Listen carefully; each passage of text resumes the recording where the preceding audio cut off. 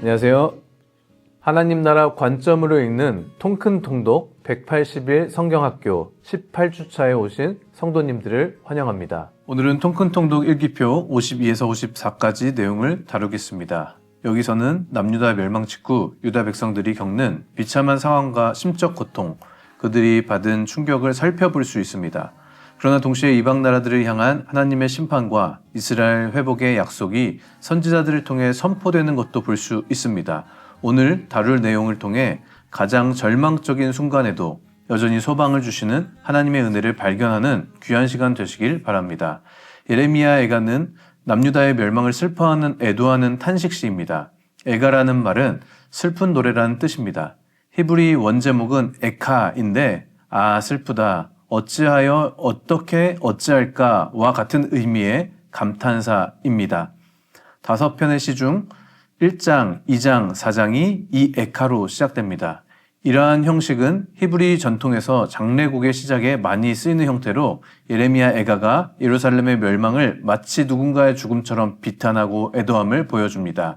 후대의 랍비들 역시 후대의 이 책을 슬픈 노래 애가라는 의미의 키노트라고 불렀고 헬라어 72년 역시 이러한 흐름에서 키노트를 큰 울음이라는 뜻을 가진 드레노이라는 제목으로 번역합니다. 예레미야 애가의 저자는 예루살렘의 멸망을 목격한 익명의 유대인이다라는 견해가 있습니다. 그러나 예레미야 애가와 예레미야서는 많은 부분에서 문체와 표현이 유사하고 유대교 전통 교회의 초보 교부들은 선지자 예레미야를 예레미야 애가의 저자로 인정하고 있습니다. 또한 고대의 몇몇 사본들의 선지자 예레미야가 예레미야 애가를 지은 것으로 기록하고 있어 선지자 예레미야의 자작이라는 의견이 더 타당한 것으로 여겨집니다. 예레미야 애가는 예루살렘의 파멸을 선포하면서 동시에 생존자들이 자신들의 죄를 각성토록 그들을 비난합니다. 과거 지적했던 그들의 죄를 떠올리게 하며 회개를 촉구합니다. 그러나 이것은 단순히 그들을 비난하기 위함이 아니고 그들이 돌이켜 회개하고 앞에 펼쳐질 하나님의 은혜를 소망하며 기다리도록 준비시키기 위함입니다. 예레미야 애가는 남유다 멸망에 대한 고통과 슬픔의 시이지만 그 아픔을 단순히 한탄하는 것이 아니라 시라는 형식을 빌려 아주 섬세하게 문학적으로 표현하고 있습니다. 내용 역시 그저 슬픔을 토로하고 감정을 해소하는 것으로 끝이 나는 것이 아니라 예루살렘이 겪게 된 이러한 슬픔의 원인과 그 해결 방안을 제시하는 시대적 통찰과 신학적 답변을 다루고 있습니다. 예레미야 애가의 구조를 한번 살펴보겠습니다. 예레미야 애가가 각기 독립된 5편의 시로 구성되는데 이 중 1장, 2장, 4장이 에카로 시작하는 장례곡의 형식을 빌리고 있습니다. 3장을 제외한 1, 2, 4, 5장이 22절로 구절되어 있습니다. 20이라는 숫자는 히브리 알파벳 수와 같은데 처음부터 끝까지의 의미로 완전한 슬픔을 표현한 것입니다. 더욱이 예레미야 애가는 각 장의 1절에서 22절이 히브리 알파벳으로 시작되도록 구성된 아크로스틱 기법을 사용하고 있습니다. 아크로스틱 기법이란 예컨대 22절로 구성된 4개의 장 중에서 5장을 제외하고 1장, 2장, 4장의 경우 1장 1절, 2장 1절, 4장 1절이 히브리 알파벳의 첫 글자인 알렙으로 시작되고 1장 2절, 2장 2절, 4장 2절은 두 번째 알파벳인 베트로 시작하고 1장 3절, 2장 3절, 4장 3절은 히브리어 알파벳의 세 번째 글자인 김멜로 시작되어 마지막 22절은 히브리 알파벳 마지막 글자인 타우로 끝나도록 그 내용을 구성하는 것입니다. 위 그림은 시편 111편에 사용된 아크로스틱 기법으로 만든 것인데요. 히브리어는 우측에서 좌측으로 읽습니다. 그런데 각 행의 첫 글자가 알렙, 베트, 김멜, 달렛, 해, 히브리어 알파벳 순으로 구성되어 있는 것을 볼 수 있습니다. 이것이 아크로스틱 기법입니다. 이러한 방법을 사용하면 시 전체의 운율과 질서를 줄 수 있지만 주제와 내용과 감동을 충분히 함께 담아내는 것은 어려워지고 고급 문학 기교입니다. 그런데 예레미야 애가는 이러한 구성을 효과적으로 사용하여서 극도의 슬픔을 절제된 문학 현식을 통해 더욱 극대화시키고 있습니다. 예레미야 애가의 5개의 장은 모두 5개의 독립된 시지만 각 내용과 주제가 하나의 통일성 안에서 점차 전개되는 것을 볼 수 있습니다. 그중 가장 핵심적인 역할을 하는 시가 있는데 바로 세 번째 시인 3장입니다. 3장의 경우 다른 장과 다르게 총 66절로 3배 분량으로 구성되어 있고 동일하게 아크로스틱 기법을 사용하고 있는데 1절부터 3절까지는 알렙, 4절부터 6절까지는 벳, 7절에서 9절까지의 김멜 같은 순으로 이루어져 있습니다. 분량이 3배라는 것은 의도된 것인데요. 3절에서는 나타나는 핵심적 주제를 예레미야 애가 전체에 가장 강조하기 위한 것입니다. 예레미야 애가 내용의 흐름은 다음과 같습니다. 1장과 2장에서 예루살렘의 멸망의 비참함과 끔찍함이 진술됩니다. 의인화된 예루살렘은 이에 대하여 하나님께 항변하는 기도를 합니다. 회개의 모습은 나오지 않습니다. 그러나 3장에서 선지자 혹은 한 개인이 등장하는 화자는 예루살렘을 향해 자신이 겪은 모든 일 가운데 하나님의 공의로우심이 어떻게 드러나는지 그리고 하나님의 신실하심이 어떻게 드러났는지를 간증합니다. 그리고 자신처럼 회개하고 하나님께 돌아와 하나님을 신뢰하고 충고합니다. 예레미야 애가 3장 22절에서 24절입니다. 여호와의 인자와 긍휼이 무궁하심으로 우리가 진멸되지 아니함이나이다. 이것들이 아침마다 새로우니 주의 성실하심이 크시도소이다. 내 심령에 이르기를 여호와는 나의 기업이시니 그러므로 내가 그를 바라리라 하도다. 남유다가 멸망한 절망적인 상황은 다른 무엇이 아닌 남유다의 죄 때문입니다. 오히려 진멸되지 않는 것이 하나님의 은혜이며 소망은 이 모든 것을 회복시킬 수 있는 하나님께만 있다라는 것입니다. 잠시 열왕기 하와 예레미야 본문으로 가보도록 하겠습니다. 예루살렘 함락은 주전 586년 7월 18일에서 8월 14일까지 일어난 사건입니다. 이 본문은 예루살렘 함락 직후의 상황을 전하고 있습니다. 시드기야 왕이 두 논이 뽑힌 채 끌려가고 바벨론은 그달리아를 유다의 총독으로 세웁니다. 그달리아는 유대인 고관 출신 중 한 명으로 추정됩니다. 그런데 이스마엘이라는 사람이 있었습니다. 그는 남유다의 왕족 출신이었습니다. 이스마엘은 암몬 왕 바알리스의 선동에 넘어가 미스바에서 바벨론의 유대 총독 그달리아를 살해하고 기브온에서 백성들을 끌어모아 암몬으로 망명하려 합니다. 그때 요하난이라는 새로운 지도자가 나타나는데 이스마엘에게 반강제적으로 협력하고 있던 백성들은 요하난에게 돌아가고 요하난은 암몬으로 도주합니다. 요하난과 지도자들 그리고 백성들은 바벨론이 세운 유대 총독 그달리아가 살해된 일로 심히 두려워합니다. 그래서 예레미야에게 하나님의 뜻을 묻는 기도를 요청합니다. 예레미야는 바벨론 왕을 두려워하지 말고 그의 통치에 순종하며 유다 땅에 살라고 예언하지만 요하난과 지도자들, 백성들은 이를 믿지 않고 애굽으로 도주합니다. 선지자 예레미야는 정황상 이들을 내버려둘 수 없어 동행한 것으로 보입니다. 지도를 보면서 유대인들의 피난 경로를 살펴볼 수 있습니다. 성경에서 등장하지는 않지만 고고학적 자료들은 유대인 난민들이 나일강 상류 지역의 엘레판틴까지도 상당수가 피난 가서 공동체를 이룬 것으로 증언합니다. 하나님은 예레미야를 통해 하나님의 뜻을 거역하고 애굽으로 도망한 백성들 가운데 오직 소수만이 남아 예루살렘 돌아오고 나머지는 모두 칼과 기근에 멸절될 것이라고 경고합니다.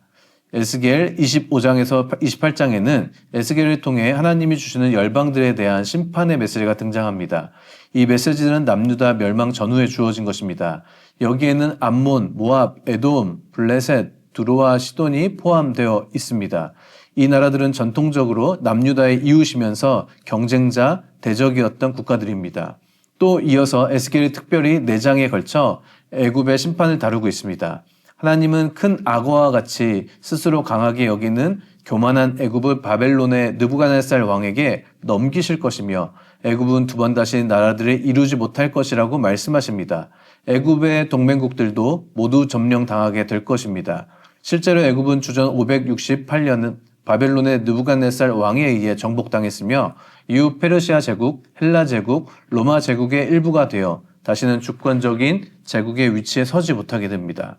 이 시기에 활동한 또 한 명의 선지자가 있는데 그는 오바댜입니다. 오바댜라는 이름의 뜻은 여호와의 종, 여호와를 경배하는 자입니다. 그러나 그가 남유다 출신의 선지자라는 것을 제외하고는 확정할 수 있는 정보가 거의 없습니다.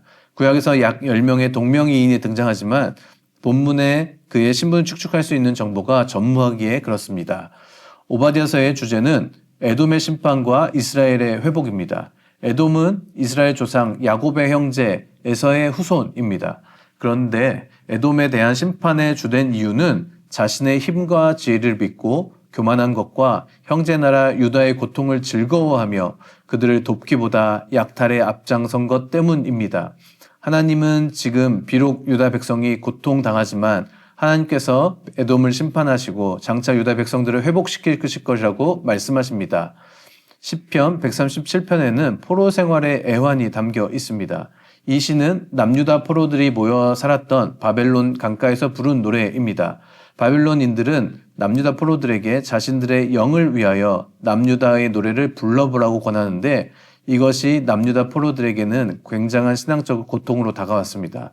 하나님을 예배하고 찬양하는 자신들의 노래가 이방인들을 위한 유흥거리로 전락한 것이 너무나 애통한 것입니다. 에스겔 33장에서는 파수꾼의 모습으로 에스겔의 사명이 묘사됩니다. 파수꾼은 적이 쳐들어올 때 나팔을 불고 최선을 다해 백성들에게 경고해야 합니다. 경고했는데 백성들이 듣지 않는다면 그 책임은 백성들이 지게 될 것이지만 아예 경고하지 않았다면 백성들의 피해 책임은 파수꾼에게 돌아갑니다. 이것이 선지자 에스겔에게 주어진 파수꾼의 사명입니다. 또 이것은 오늘날 복음을 먼저 듣고 전하는 자의 사명을 받은 교회, 즉 우리에게도 도전이 되고 경고가 되는 말씀입니다. 33장 후반부에서 주전 586년 12월 에스겔은 예루살렘으로부터 도망 온 자에게 예루살렘 함락 소식을 전해 듣게 됩니다. 34장에서 하나님은 에스겔을 통해 남유다의 무책임한 목자들, 곧 지도자들에 대해 견책하십니다. 하나님은 친히 목자가 되셔서 잃어버린 양들을 되찾으실 것이고 살찐 자와 강한 자, 숫양과 숫염소를 심판하실 것입니다. 여기서 살찐 자와 강한 자, 숫양과 숫염소는 다른 양들을 압제하고 자기 이득만 챙겼던 타락한 지도자들을 뜻합니다. 하나님은 참된 목자를 세워 자기 백성을 구원하시고 그들을 먹이시고 지키실 것인데 그는 다윗입니다. 여기서 다윗은 진정한 왕, 메시아이신 예수 그리스도를 상징합니다. 이어 35장에서는 에돔의 심판을 예언합니다. 그들은 두 민족 북이스라엘과 남유다의 멸망과 공경을 기뻐하며 삼키려 했기 때문에 하나님께 심판을 받게 됩니다. 36장에서 다시 새 언약이 등장합니다. 하나님의 백성들은 그 더러움과 죄로 인해 하나님의 심판을 받아 흩어지고 포로가 되었습니다.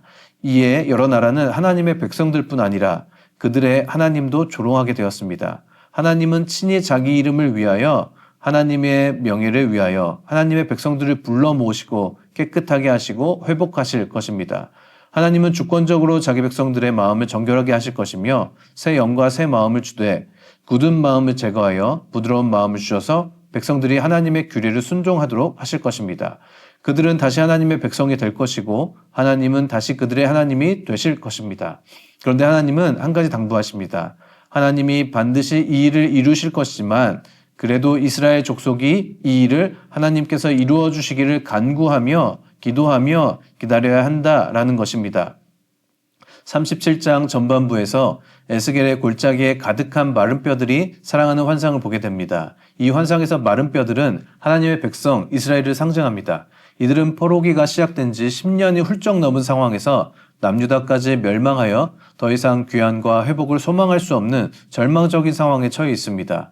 또한 이들은 죄로 인해 심판받고 하나님으로부터 오는 생명을 잃되 아주 잃어서 매우 마른 뼈같이 된 상황입니다. 하나님은 에스겔에게 이들에게 회복의 소망이 있겠느냐 물으시고 생기를 불어 넣으리니 너희가 살아날 것이다 라고 말씀하십니다. 에스겔이 하나님의 말씀으로 대언하자 소리가 나며 뼈와 뼈가 연결되고 힘줄과 살이 오르고 가죽이 덮여져 사람의 형상이 됩니다. 그러나 아직 생명은 없습니다. 다시 에스겔이 하나님의 명령을 따라 생기에게 대언하자 생기가 사방에서 이들에게 불어오고 이들은 살아나 큰 구대가 됩니다.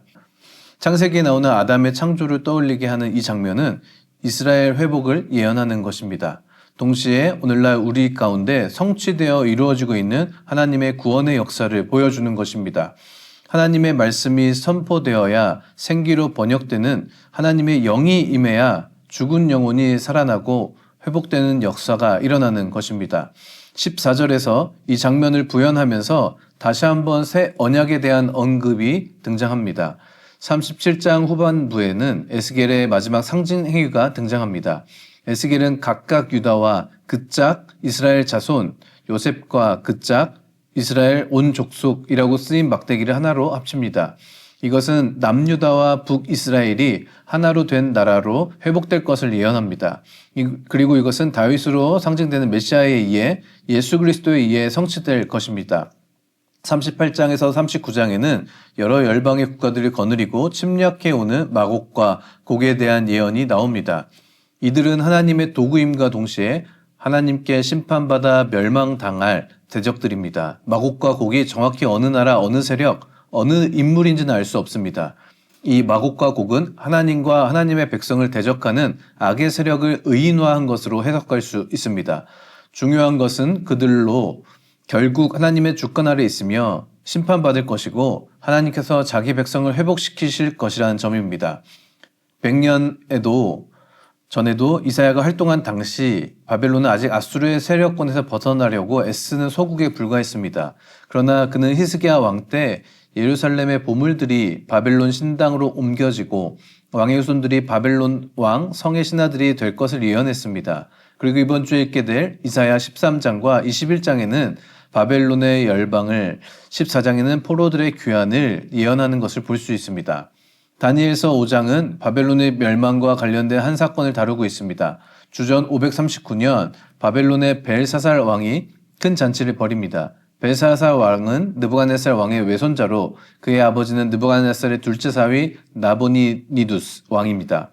참고로 한글 성경에 느부갓네살 왕이 벨사살 왕의 부친이라고 묘사되는데 이것은 부친이라고 번역된 단어의 원뜻이 아버지, 조상, 할아버지 등 매우 다양한 의미를 가지고 있기 때문에 나타난 오역으로 이해할 수 있습니다.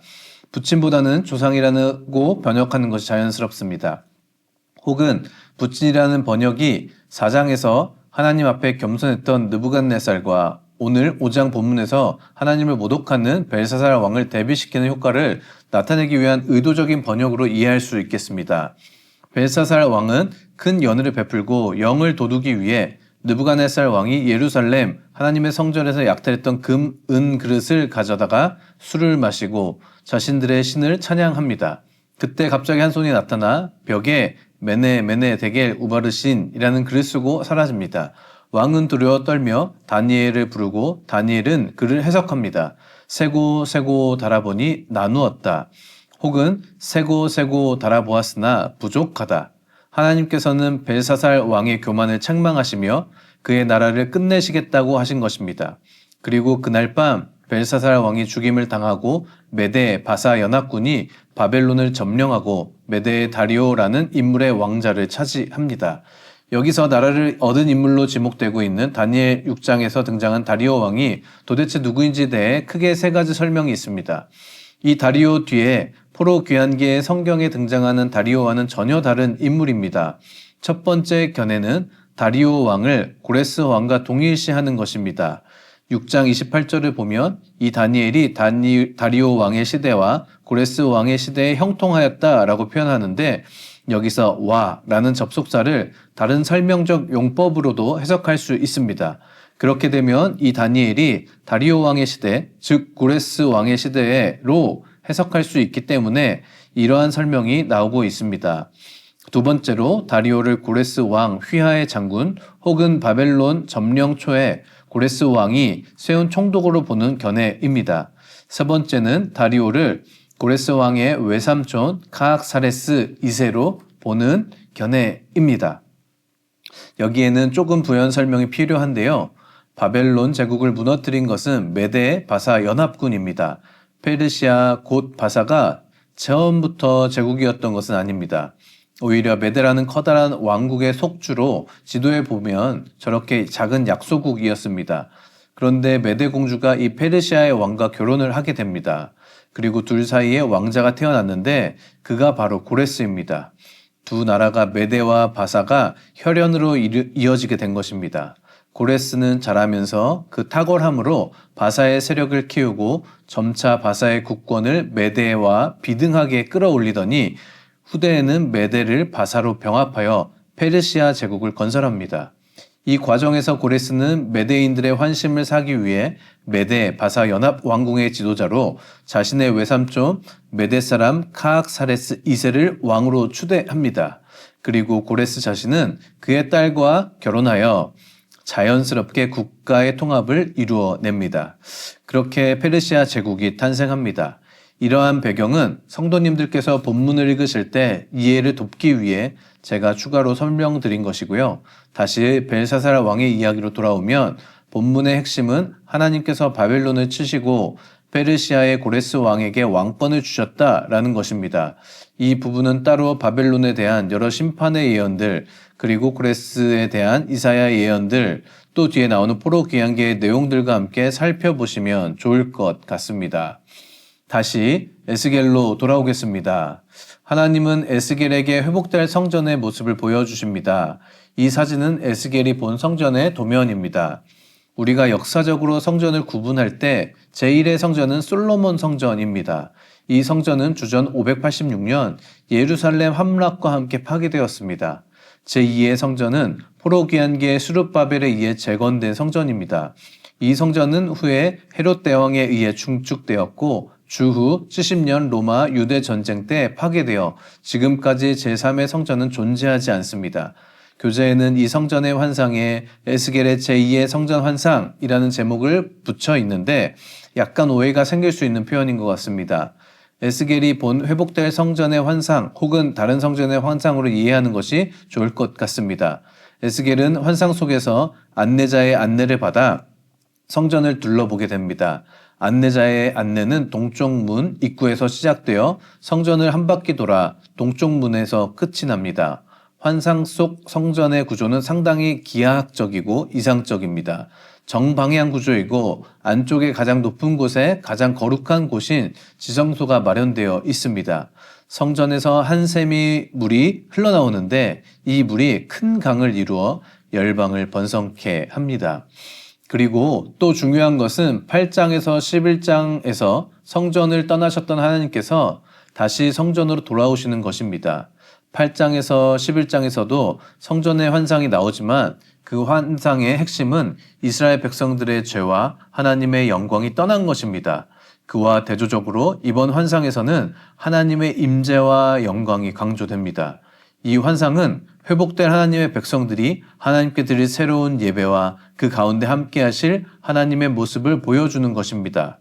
여기서 성전은 물리적 성전이 아니라 참 성전인 예수 그리스도를 나타내고 있습니다. 그분으로 인해 하나님의 백성들은 구원 얻을 것이며 그분으로 인해 성령이 백성들 안에 임재하실 것이고 예수 그리스도로 인해 이제 백성들은 개개인이 성전이 되어 하나님께 예배하고 또 예수 그리스도로 인해 그들 안에 성령으로 인해 열방을 이롭게 하는 생명을 전하는 자들로 거듭나게 될 것입니다. 에스겔의 본 환상에 나오는 성전에는 솔로몬의 성전과 다른 것이 몇 가지 있는데 그것들을 정리해보면 이렇습니다. 우선 휘장이 없습니다. 예수 그리스도의 몸이 친히 십자가에 찍히심으로 하나님과 사람 사이를 가로막는 죄의 휘장이 찢어졌기 때문입니다. 진설병상이 없습니다. 예수님께서 친히 생명의 떡이 되시고 완전한 제물로서 하나님께 드려졌기 때문입니다. 등대가 필요하지 않습니다. 예수님은 그분이 이 세상을 밝히시는 참 빛이기 때문입니다. 언약궤가 없습니다. 예수 그리스도께서 하나님의 모든 법을 완전히 성취하셨고 그 법을 하나님의 백성들의 마음에 새기실 것이기 때문입니다. 동쪽 문이 닫혀집니다. 하나님의 영광이 영원히 참된 성전과 함께 하실 것이기 때문입니다. 이 모든 것이 이제 48장의 마지막 절로 귀절됩니다. 이것은 에스겔서의 핵심 주제이기도 합니다. 그날 후로는 그 성읍의 이름을 여호와 삼마라 하리라. 여호와 삼마는 하나님이 거기에 계시다라는 뜻입니다. 죄로 인해 그 백성을 심판하시고 떠나실 수밖에 없었던 하나님께서 친히 그 백성을 회복시키시고 영원히 함께 하실 것입니다. 이것은 오늘날 하나님이 약속하신 참된 목자, 참된 왕이신 예수 그리스도의 십자가의 죽으심과 부활로 인해 성취될 것입니다. 성취되었습니다. 이제 예수님은 우리에게 성령을 보내셔서 예수 그리스도를 믿는 모든 자와 영원히 함께 하십니다. 그리고 마지막 때에 예수 그리스도가 재림하시고 하나님의 나라가 이 땅에 임할 때 그 함께 하심은, 그의 동행하심은 더욱 분명해지고 명확한 실제로서 우리의 눈앞에 펼쳐지게 될 것입니다. 오늘의 강의는 여기까지입니다. 오늘날 우리는 하나님이 거기 계신다, 즉 여호와 삼마라는 말씀을 가지고 살아가고 있습니다. 이 놀라운 예언의 말씀이 예수 그리스도로 인해 시작된 시대에서 우리는 살고 있습니다. 이 예언의 말씀은 재림하실 예수 그리스도가 오실 때 완성되어질 것입니다. 우리가 진정으로 원하고 추구하고 소망하는 것들이 무엇인가요? 우리는 하나님의 자녀들입니다. 우리를 죄에서 구원하시고 성령을 주신 하나님의 사랑을 날마다 기억하며 살아가야 할 것입니다. 여호와 삼마, 하나님이 거기에 계시다 라는 말씀이 우리에게 진리가 되길 온전히 소망합니다. 감사합니다.